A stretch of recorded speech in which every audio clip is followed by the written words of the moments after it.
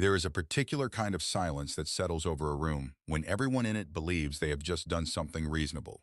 Not noble, not heroic, just reasonable. The kind of silence that comes after filing a form correctly, or after replacing a burned-out light fixture, or after voting unanimously to eliminate an entire species from the surface of a moderately sized blue planet in a solar system that nobody particularly cared about. That was the silence in the Grand Chamber of the Galactic Sovereignty Council on the 43rd rotation of the Veshkan, calendar year, cycle 7704. My name is Vrethon. I am the senior scribe of the council, which means I am the one who writes everything down, which also means I am the one who has to explain, in official documented language, what happened next. I have held this position for 62 years. I have never, not once in 62 years, considered early retirement. I have always found comfort in routine, in procedure, in the clean and reliable architecture of documented fact. I am considering early retirement now. The vote had been straightforward. 22 council members, 22 raised identification tokens, one planet flagged for civilizational termination under Article 9 of the Galactic Sovereignty Preservation Accord, which is a very long title for a document that essentially says, if a species is developing faster than the Council is comfortable with, the Council may remove that species before it becomes someone else's problem. It is not a pleasant document, but it is a tidy one, and the Council has always preferred tidy. Zyrathanor, the Council Chair, a Brecken with cool slate blue skin and burning gold eyes that missed nothing and forgave less, had read the motion aloud in his most official voice. The kind of voice that has never once in its life said anything it did not mean to say. He stood at the head of the chamber with the particular stillness of someone who has held authority for so long that it no longer feels like something he carries. It simply is him. The species designated H7, commonly self-referred to as humans, of the third habitable planet in solar system GSOL, have been assessed as a Class 7 developmental anomaly. Their technological progression rate exceeds acceptable parameters. Their behavioral unpredictability score is rated maximum. Their capacity for large-scale self-organization in response to external threats has been noted as, quote, alarming. The motion before this council is for scheduled planetary erasure. Execution to begin within 30 standard rotations. And then everyone said yes, including me. I am not proud of that, but I also wrote it down, because that is my job. I write things down, all things. Even the things I will later deeply regret writing down. Even the things that, in hindsight, I would have given a considerable portion of my remaining career to have simply misplaced. The celebration afterward was not extravagant, because the council does not celebrate. They simply moved to the next item on the agenda, which was a trade dispute over fermented grain exports from the Luvari Confederation. And everyone behaved as though the previous decision had been as significant as approving a parking structure. 22 beings, representing 22 civilizations spanning 4 galactic arms, discussed grain storage regulations with more visible engagement than they had, just given to the elimination of an entire world. I wrote that down too. I should not have, but I did. Mesa Tyrol, the youngest member of the council, a Dovani from the cold twin moons of the Relkos system, lingered near the refreshment table with an expression I had seen before on her face. It was the expression she made when she wanted to say something, but had decided for now not to say it. Her large silver-white eyes caught the chamber light as she watched the room empty around her. Her pale lavender lips were pressed together in a thin, careful line. The faint gold circuit line markings along her jawline were barely visible in the low after-session lighting. But I noticed them pulse once, faintly, the way they did when she was working through something she had not yet resolved. I made a note of it. I make notes of everything. It is, as I have mentioned, my job. It is also, I have come to understand, my only reliable coping mechanism. The next morning, or what passes for morning aboard the Sovereignty Station, which orbits no star in particular, and therefore experiences time only as a bureaucratic concept invented by people who needed meetings to start. Somewhere my console received a message. The message was flagged from Earth. Specifically, it was a formal communication, filed through the correct interspecies diplomatic channels, using the correct headers, the correct translation matrices, and the correct ceremonial salutation format that even most member species get wrong on the first attempt, and several get wrong on every attempt. It was by every measurable standard a perfect diplomatic document, formatted correctly, addressed correctly, timestamped correctly, filed within the legally valid response window. The subject line read, Request for Pre-Reger Hearing per Sovereignty Accord Article 9, Subsection 14, Paragraph 3. I stared at it for a very long time. Then I looked up Article 9, Subsection 14, Paragraph 3. It was real. It had always been real. It had been written into the Accord 800 years ago by a Thelenian legal scholar who believed that even a species scheduled for erasure deserved the chance to present a counter-argument, because the Thelenians, bless every one of their 7 hearts, were the sort of people who put that kind of thing in documents and actually meant it. They were also, and I say this with complete professional respect, the sort of people who wrote things into documents that nobody ever expected anyone to actually find. The subsection was on page 412, in a footnote, in a secondary appendix. Nobody had ever used it before. Nobody had ever found it before. I brought the message to Zereth Anner. Zereth read it. Then he read it again. Then he set it down on his desk with the particular careful gentleness of someone who is trying very hard not to have a visible reaction in front of a subordinate. His gold eyes moved across the page a third time. The 2 thin raised bone ridges above his eyes, smooth and flush with his slate blue skin, drew fractionally closer together. It was for Zereth Anner, the equivalent of a lesser being turning completely pale. They found the subsection, he said. Yes, I said. In 800 years, no species has ever found the subsection. Humans did, I said, in roughly 11 hours after receiving the erasure notice. There was another silence. This one was different from the chamber silence. This one had the texture of a person who has just realized they left the front door open before going on a very long vacation to a place with no return journey booked. They could have found it before, Messa Tyrol said from the doorway. Neither of us had heard her arrive. She had a talent for appearing at exactly the right moment to say something nobody wanted to acknowledge. It was, professionally speaking, both her greatest quality and her most exhausting one. Her midnight blue gown moved like water as she stepped into the room, the silver cuff on her wrist catching the light from Zyreth's desk console. They could have been reading our legal documentation for years. Systematically. We assumed they were not paying attention to us at this level. We assumed they were not capable of it yet. She said the last sentence the way someone says a thing they already know is wrong. Zyreth picked up the document again. Denny the request, he said. We cannot, I said, and I handed him the page I had already printed with the relevant passages highlighted, because I had known this was where the conversation was going before I walked in the door. Subsection 14 is binding. Denial of a properly filed request constitutes a procedural violation that would nullify the original vote entirely. We would have to restart the process from the beginning. New assessment, new deliberation, new vote. Zereth looked at the page. He looked at me. He looked at Messa. Messa looked back at him with the expression of someone who has no intention of making this easier. Fine, he said at last. Grant the hearing. Let them say whatever they want to say. It changes nothing. The vote stands until a formal reversal motion is filed, and that requires 13 votes, which they have no way of securing. This is a formality. We attend, we listen, and then we proceed as planned. Of course, I said. I wrote it down. I wrote down the part where he said it was a formality. I wrote it down carefully and clearly, and I filed it under his name, because that is my job. And because, if I am being honest, some part of me already suspected that the word formality was going to age very poorly. That was how Reagan and Cole Madron came to stand inside the Grand Chamber of the Galactic Sovereignty Council, which had, until that morning, never once contained a human being. I will tell you what I noticed first, not the clothing, though Reagan's deep forest green maxi dress and the clean weight of her dark auburn hair worn loose and falling in natural waves across her shoulders was unusual enough in a chamber where every other being present was dressed in structured ceremonial formality, and not Cole's charcoal jacket over a burgundy roll-neck sweater, which the translation matrix attempted to describe and eventually filed under the label business casual, a human concept that the matrix noted involved deliberate understatement at occasions where overstatement would have been expected. The matrix flagged it as potentially significant. The matrix was correct. What I noticed first was that they were smiling, not the nervous, placating kind of smile that species wear when they are standing in front of the body that just voted to erase them. Not the hollow, diplomatic smile of people performing composure they do not actually feel.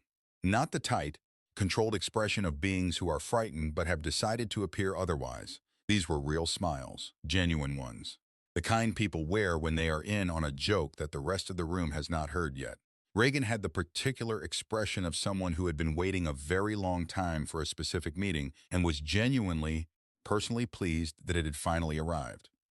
Cole looked around the grand chamber, with its vaulted ceilings and its rows of council seats and its centuries of accumulated institutional gravity, with what I can only describe as cheerful curiosity. The way a person looks at an interesting exhibit in a museum they have already read every book about. I checked my notes 3 times to confirm that yes, these were representatives of a species we had scheduled for total planetary elimination. 30 rotations from now, the notes confirmed it. The smiles remained. Zirith Anner opened the session with all appropriate formality. His deep black coat sat perfectly across his broad shoulders, the severe standing collar reaching his jaw, his gold eyes moving across the two humans with the careful and very slightly unsettled assessment of someone who is recalibrating in real time, would prefer that nobody notice. The Council recognizes the representatives of species H7, granted hearing under subsection 14. You have 1 standard hour, Reagan nodded pleasantly. Thank you. We will try not to need the full hour, but we do have some slides, so slides. She had slides. Cole produced a device from a bag he had brought with him into the grand chamber. A bag, into the grand chamber. He set it on the floor beside the presentation podium with the complete ease of a man who had not once considered whether bringing a bag into the grand chamber was appropriate, because the answer was obviously yes, he needed the bag. The bag had things in it. He connected the device to a projection surface that should not technically have been accessible to non-council members, except that it was, because the access protocols were part of a technical specification document that was publicly archived, and humans had apparently been reading the publicly archived technical specification documents. The first slide appeared on the projection surface above the chamber floor. It said in clean large type, translated perfectly into 17 galactic languages, including 3 that were technically classified and not available in any public linguistic database. What we know about you and why that is your problem now. Mesa Tirol made a sound. I wrote it down. I am still not certain what category to file it under. We will keep this organized, Reagan said in a warm and completely unhurried voice, standing at the podium with the ease of someone who has given this presentation before in her head approximately 1,000 times and is glad to finally be giving it out loud. We understand your time is valuable, and the agenda after us is apparently a grain dispute, which honestly sounds more interesting than it probably is. Cole added with complete sincerity, we like grain. Enormous fans of grain. Multiple varieties. But that is not what we are here about today. Reagan clicked to the next slide. It was a map, a detailed, accurate, fully annotated map of the Sovereignty Station, not a map that existed in any public document, not a map that had been transmitted to any non-council entity at any point in the station's history. A map that included the service corridors and the maintenance sublevels and the secondary communication relay positions and the location of the emergency override terminals and the precise coordinates of the biometric lock on the records archive and a small, neat, cheerful star marking the location of Zirith Anner's private office. The silence that followed was of a quality I had not encountered in 62 years of documenting silences. It was dense and total and had the specific texture of 22 very powerful beings simultaneously and completely revising their understanding of how the last several decades of galactic history had actually gone. Zyrith's gold eyes went absolutely still. The bone ridges above them pressed flat and completely level, which on a Brechan is not a subtle signal. Where did you get that? It was not phrased as a question. It came out as something between a statement and an accusation and a sound a person makes when they already know the answer is going to be bad. Cole tilted his head slightly to the left. We are getting to that part. She does the slides in order. It is a structured presentation. You will appreciate the organization by the end, we think. Reagan clicked forward. The slides came in sequence after that, organized, thorough, methodical, and delivered with the calm confidence of 2 people who had spent a great deal of time preparing for this specific room and were, against all reasonable expectation, enjoying themselves. There were communications records intercepted not crudely but with surgical elegance, threaded quietly out of the Sovereignty's own relay network over a period of 11 years without triggering a single monitoring alert. There were personnel files on seated council members, accurate and current, complete with images, which should have been a physical impossibility since the council's internal imaging architecture had no connection to any external network that anyone had ever been able to identify.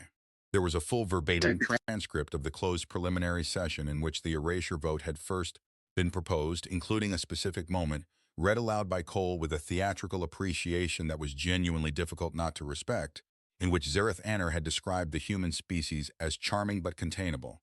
Mesa Tirol pressed her long, pale fingers over her face. And then Reagan advanced to the slide that changed the temperature of the room entirely. It was a list. Long, formatted, organized into categories. At the top, in the same clean type as everything else, it read, Assets currently positioned outside Earth. It was not a short list.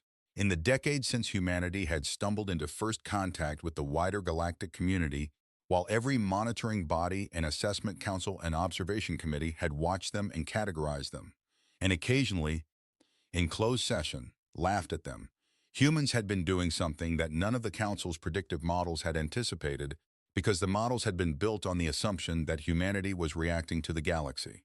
Humanity had not been reacting.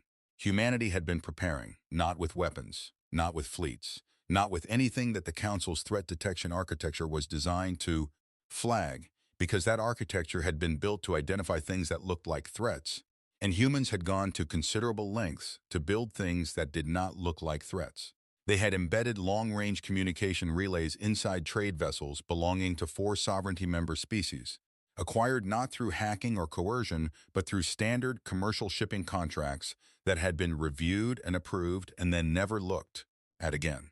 They had established 7 research installations in neutral space, operating under the registered names of genuine academic institutions, conducting real research, publishing real findings, and also quietly doing several other things that were not listed anywhere in the incorporation paperwork. They had, across 20 years of patient and unhurried work, assembled a distributed network with no central hub, no single point of failure, and no individual component that would, on its own examination, constitute a detectable threat. The whole, it turned out, was considerably more than the sum of its parts. If the erasure of Earth proceeds as voted, Reagan said, in a tone so level it was almost gentle, these assets activate autonomously. We will not be present to intervene. That is, to be direct about it, rather the point of the design. Zarathaner leaned forward slowly. The dark council ring on his right hand pressed against the table. Is that a threat? Again, not a question. Reagan looked at him with mild and genuine surprise, as though he had said something she found slightly puzzling. No, it is a disclosure. Our own legal framework requires us to disclose all materially relevant information during a formal hearing filed under subsection 14.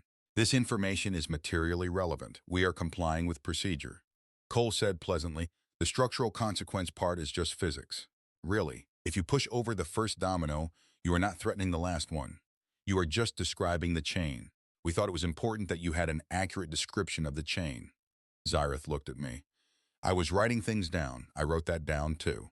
Messa Tyrrell had been silent through the entire presentation. Her silver-white eyes were wide, the dark pupils expanded to their fullest, which on a Davani is the involuntary physical response to encountering something that reorganizes your understanding of a situation faster than your composure can compensate for. The gold circuit markings along her jawline were visible and faintly luminous. She had stopped pretending to take notes 20 minutes ago. Now she leaned forward, and her voice had the quality it carried when she was asking something she actually needed answered. You had the subsection prepared, she said. The filing was not a reaction. You drafted it before the vote result was announced. Reagan looked at her directly. Yes. You knew we were going to vote to erase you. We assessed it as highly probable, Reagan said. Your internal assessment cycles follow a consistent schedule. The Class 7 developmental flag had been active in your documentation for approximately 3 years. We have been reading your documentation. Messa was quiet for a moment. For how long?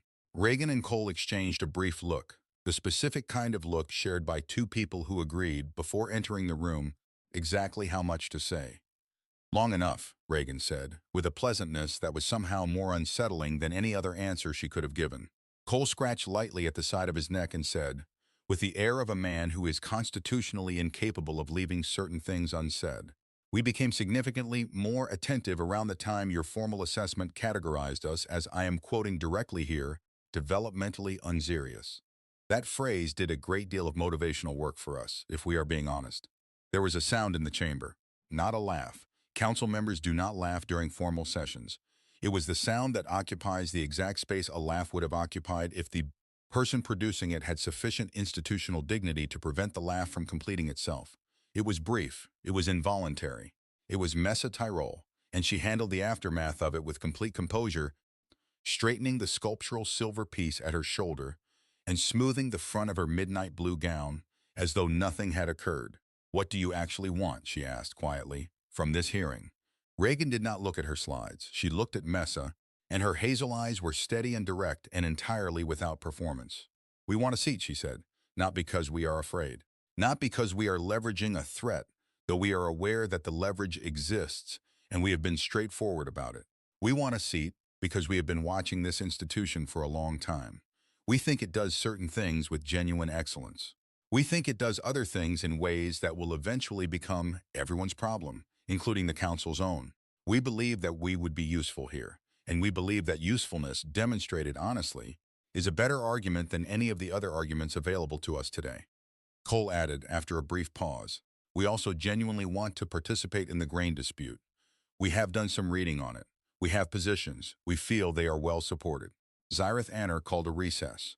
The recess was formally scheduled for 20 minutes. It did not end in 20 minutes. It did not end that session day. The grain dispute was tabled.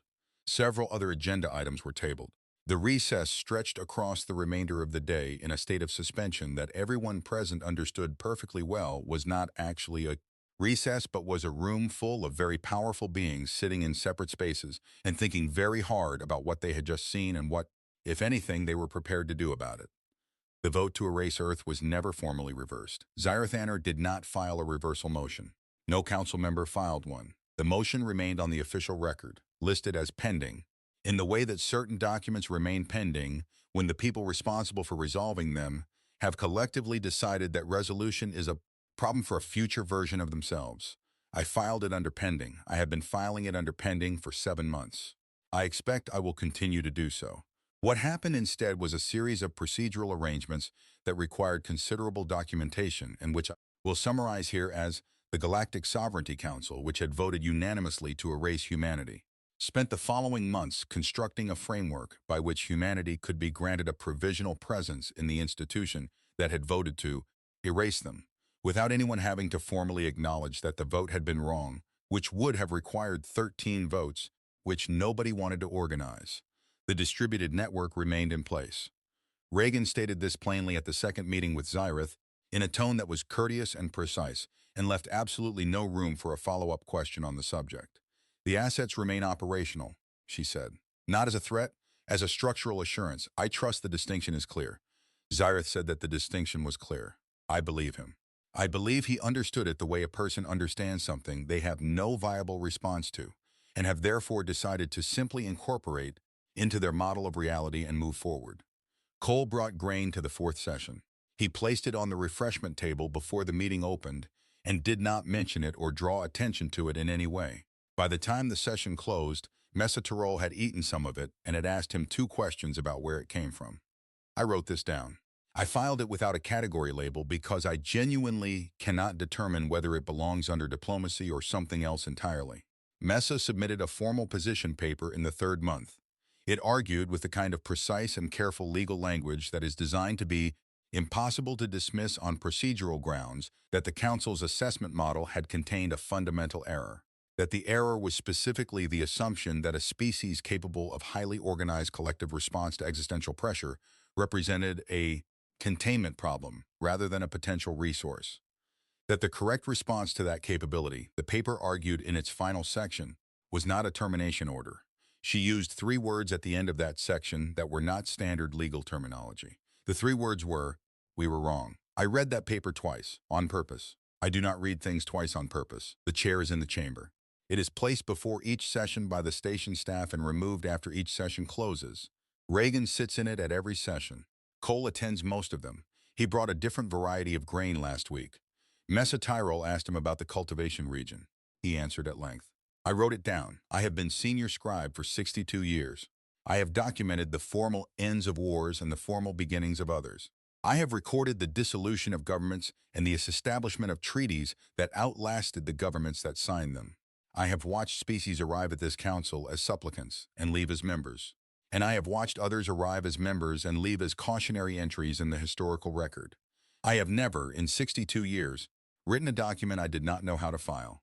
I have a new folder. The label reads, "Things that should not have happened but did, and that I am still thinking about." It has 1 document in it currently. I expect that number will change. I expect it fairly soon. End of official record. Filed under Scribe Vrethon, Sovereignty Station Cycle 7704, Rotation 107. Personal addendum, not for official circulation, included here because I am 62 years old and I have earned the right to include it. I looked up the human term for the specific cognitive experience of discovering that something you were completely certain about was wrong in a way that requires you to revise not just the conclusion but the entire framework that produced it. They have multiple words for it.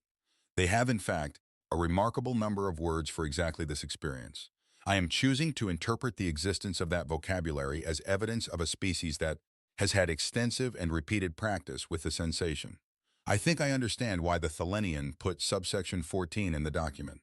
I think the Thelenians suspected that one day a species would arrive that had read everything, that had prepared everything, that had walked into the room that was supposed to end them and smiled because they had already done the work. I am going to find out what else is in that document. I strongly suggest the rest of the council does the same. They are probably already on page 500.